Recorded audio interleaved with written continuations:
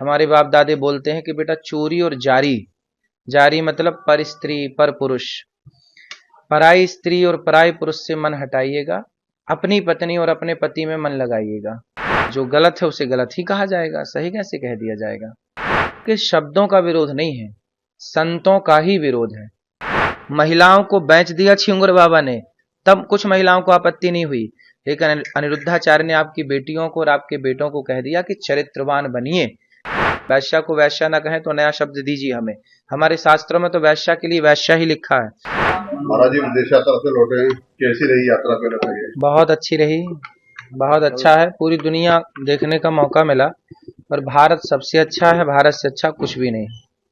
चाहे आप दुनिया के किसी भी कोने में जाइए, पर भारत सबसे बेस्ट है।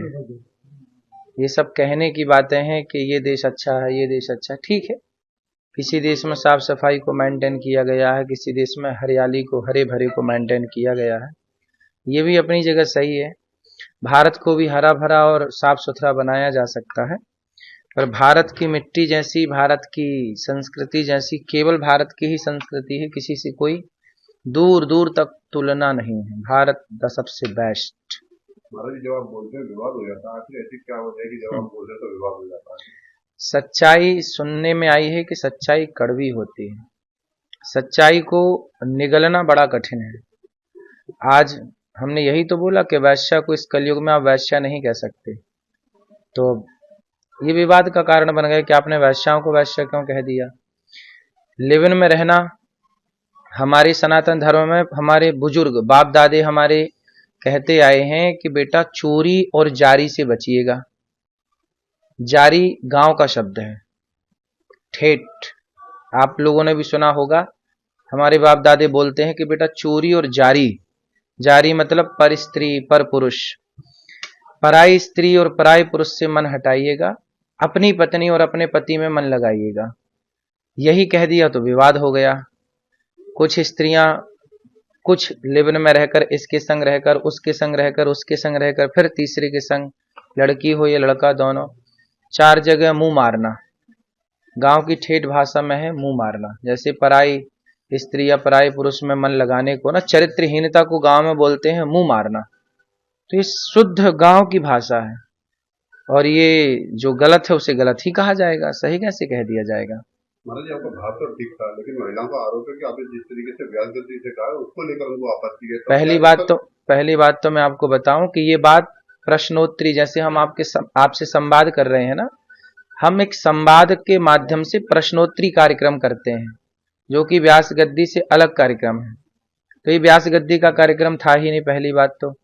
दूसरी बात, आपने कहा कि आपने शब्द कुछ ऐसे कहे, ठीक है, पूज्य प्रेमानंद जी ने तो ऐसे शब्द नहीं कहे, फिर भी उनका विरोध हुआ। इसका मतलब है कि शब्दों का विरोध नहीं है, संतों का ही विरोध है। यदि शब्दों का विरोध होता तो केवल मेरा होता, फिर पूज्य प्रेमानंद जी ने तो शब्द ऐसे नहीं बोले, कठोर शब्द, फिर क्यों विरोध हुआ? क्योंकि आज के इस कलिकाल में संतों को टारगेट बनाया जा रहा है, संतों को किसी भी तरह से बदनाम किया जाए। जितना विरोध अनिरुद्धाचार्य का हुआ, क्या छिंगुर बाबा का हुआ, जो खुलेआम लड़कियों की सप्लाई करता था, 10-10 लाख में बेचता था। जो गलत कर रहा है उसके पुतले जलाए गए हों तो बताओ छिंगुर बाबा के। छिंगुर बाबा ने तो खुलेआम लड़कियों की सप्लाई की, 10-10 20-20 लाख में बेचा, और मुसलमान होके हिंदू बन के घूमता रहा। किसी महिला को कोई आपत्ति नहीं जब उसने महिलाओं को बेच दिया। महिलाओं को बेच दिया छिंगुर बाबा ने, तब कुछ महिलाओं को आपत्ति नहीं हुई, लेकिन अनिरुद्धाचार्य ने आपकी बेटियों को और आपके बेटों को कह दिया कि चरित्रवान बनिए, क्योंकि ये देश राम का है। चरित्रवान राम, राम चरित्र सुनवे को रसिया, राम लखन सीता मन बसिया।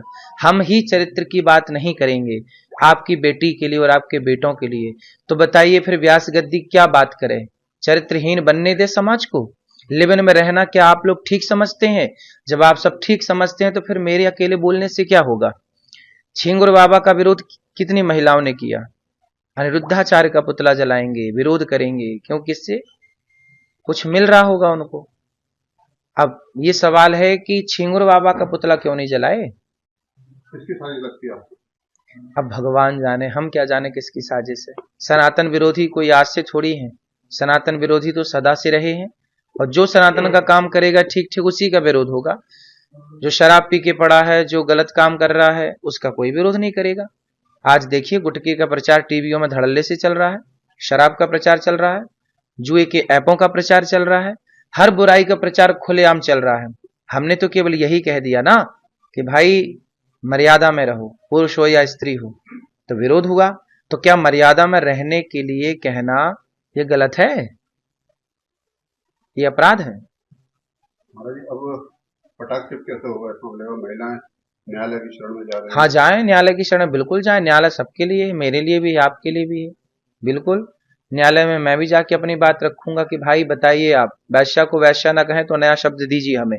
हमारे शास्त्रों में तो वैश्या के लिए वैश्या ही लिखा है। ये लिखा है, देखिए मैं आपको पुराण का प्रमाण दे रहा हूं। अब इससे बड़ा प्रमाण आपके लिए क्या हो सकता है?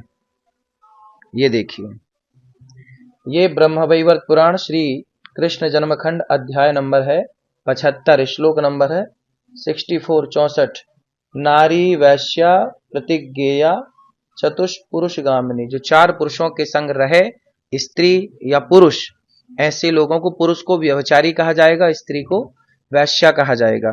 तो व्यभिचारी पुरुष है तो व्यभिचारी कहा जाएगा, वैश्या है तो वैश्या कहा, पतिव्रता है तो उसे प्रणाम किया जाएगा। हमारे तो गौरी गोपाल भगवान में राधा जी बैठी हैं, हम तो रोज प्रणाम करते हैं, भगवान कृष्ण के संग बैठी हैं। सीता मैया बैठी हैं राम के संग, तो राम सीता मैया की तो हमारे यहाँ पूजा होती है, अनुसुईया माँ की पूजा होती है, सावित्री की पूजा होती है। तो यदि आप नारी सावित्री हैं, पवित्र हैं, तो आपकी बिल्कुल पूजा होगी।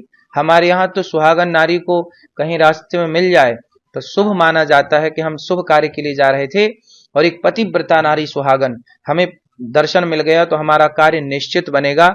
जैसे जाते समय गाय का दर्शन होना, कन्या का दर्शन होना, ब्राह्मण का, साधु का, ऐसे सुहागन स्त्री का दर्शन भी शुभ माना गया है। तो हमारे यहाँ तो नारियों को शुभ माना गया है। लेकिन किन नारियों को?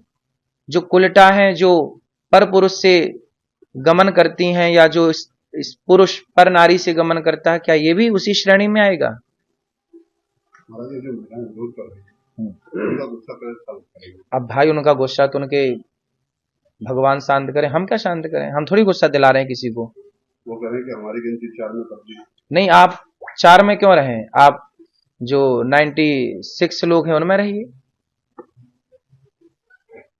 हमारा उनका कहना है कि मराठी में शास्त्र में उनका हुआ वैसा वैसा कह सकते हैं, और कानून में नहीं कह सकते।